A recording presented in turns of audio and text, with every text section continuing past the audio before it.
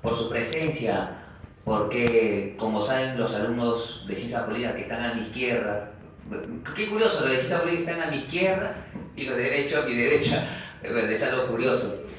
Pero lo que sí es cierto es que la semana pasada, que fue el aniversario de ciencia política, la doctora María Pilar Tello, que esperemos que en enero ya sea reincorporado, dijo algo acá certero, que ya en las universidades públicas no se organizan debates de temas políticos. Tal vez sea la pandemia, tal vez sea 2, 3 años de virtualidad. Bueno, no sé sinceramente, tendría que hacer un estudio sociológico, pero lo cierto es que yo les comento, yo el sábado tuve un almuerzo por el cumpleaños de una amiga de mi promoción de pregrado y estamos ahí conversando ese tema, que en nuestra época, bueno, yo que acabé acá de estudiar hace 11 años, en nuestra época el debate político de las distintas agrupaciones que había de todas las vertientes políticas era importante, pero digamos que ahora, tal vez, no lo sé, con las elecciones venideras haya mayor efervescencia probablemente en las agrupaciones que postulen, no lo sé, pero eso debería ser, la universidad pública debe ser un espacio para debatir, para reflexionar, para analizar. Y creo que el suceso contemporáneo que ha generado una influencia ha sido el golpe de estado de Pedro Castillo, que el 7 de diciembre va a ser un año. ¿Y por qué hay que reflexionar de esto? Montesquieu y Locke, grandes filósofos, hablaban de la separación de poderes, poder ejecutivo, poder legislativo y poder judicial, y mencionaban un término importante que es el imperio de las leyes. Presidente puede ser Boluarte, Castillo, Sagasti, Vizcarra, Bautista, Ambrosio, quien sea, pero los ciudadanos debemos la lealtad a la Constitución, no es una lealtad a quien sea presidente, porque mal se hace cuando hay personas que dicen, uy, tú estás trabajando en tal ministerio, eres empleado de Boluarte, oye, mi Boluarte te conoce como, tú no, los que trabajamos en el Estado no somos empleados,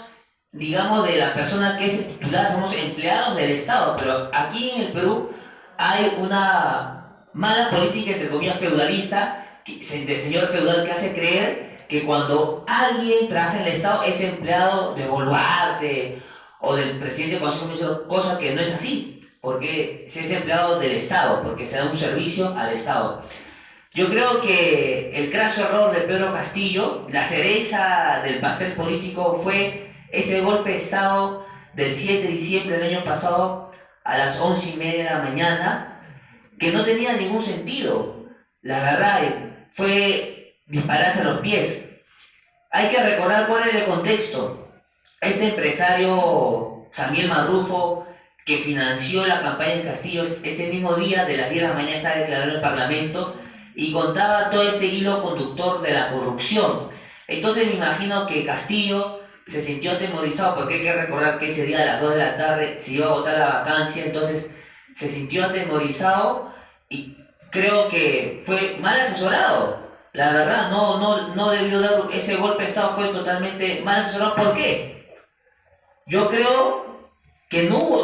para esa vacancia no había los votos, no se llegaba a los 86 votos, porque lamentablemente los parlamentarios están acostumbrados al cabildeo, al intercambio de favores. Entonces yo estoy convencido que no había los 87 votos, por más que Maduro hubiera sacado un video, una foto, no había. Probablemente, a mi entender, Torres, que había sido anterior presidente del Consejo de Ministros de Castillo, y Betsy Chávez, fueron quienes le asesoraron que diera este golpe de Estado. Y yo creo que los golpes de Estado, sea de tendencia derecha y de tendencia izquierda, tienen que ser repudiados, porque es una violación al imperio de la ley, es una violación a la Constitución, es una violación a la democracia representativa. Porque si releemos el mensaje de Castillo, aquel miércoles 7 de diciembre, fue terrible, porque disolvía el Parlamento, llamaba a elecciones a una constituyente, intervino el Ministerio Público, el Poder Judicial, el Tribunal Constitucional, es decir, era la voladura de todo el imperio de la ley, por lo cual de ese momento nosotros dejamos de ser ciudadanos, porque la Constitución existe para defendernos como ciudadanos ante el Estado, pero con ese autogolpe que él dio, ya no había un marco jurídico que lo defendiera a nosotros del Estado. Y la pregunta del millón es,